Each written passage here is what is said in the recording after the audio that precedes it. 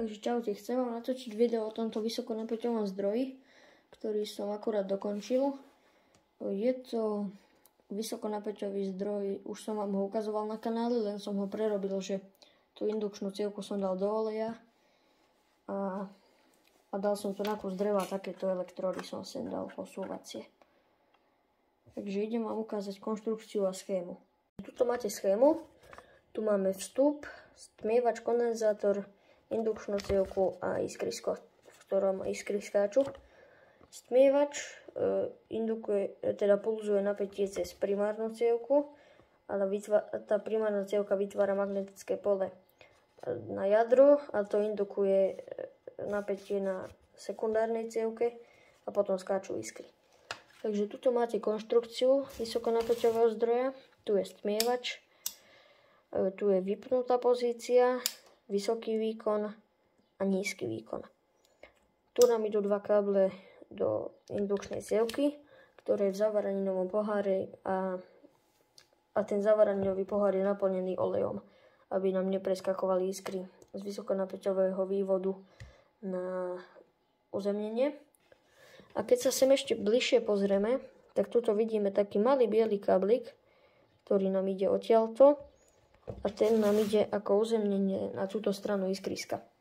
Potom vysokonapäťový výstup nám ide kábel tento žltý v akvaristickej trubičke pre lepšiu izoláciu a iskrisko môžete takto nastavovať veľkosť. Väčšinou iba s touto nastavujem, ale môžete aj takto nastavovať.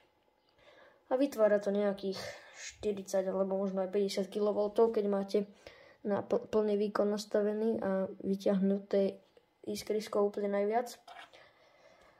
Takže ideme si ukázať nejaké pokusy. Takže prvý experiment výboje.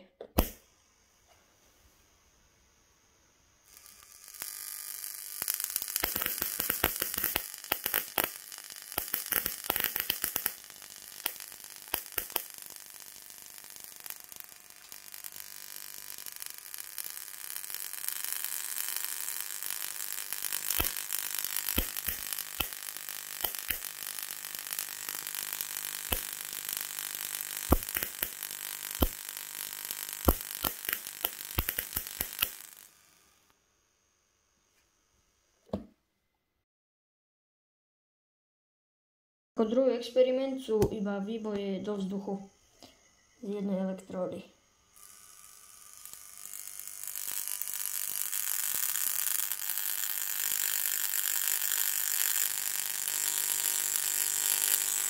Neviem, či vidíte, ale mali by ste vidieť taký fialový trošku. Asi to trošku vidíte. Keď vypnem, zapnem, vidíte to nádherne. Takže to bol náš ďalší experiment. Takže ďakujem za pozretie a toto bol môj vysokonapäťový zdroj. Snažil som sa, aby vyzeral celkom staro a podľa mňa sa mi to s tými elektrodami podarilo, že celkom staro vyzerá. Tak čaute.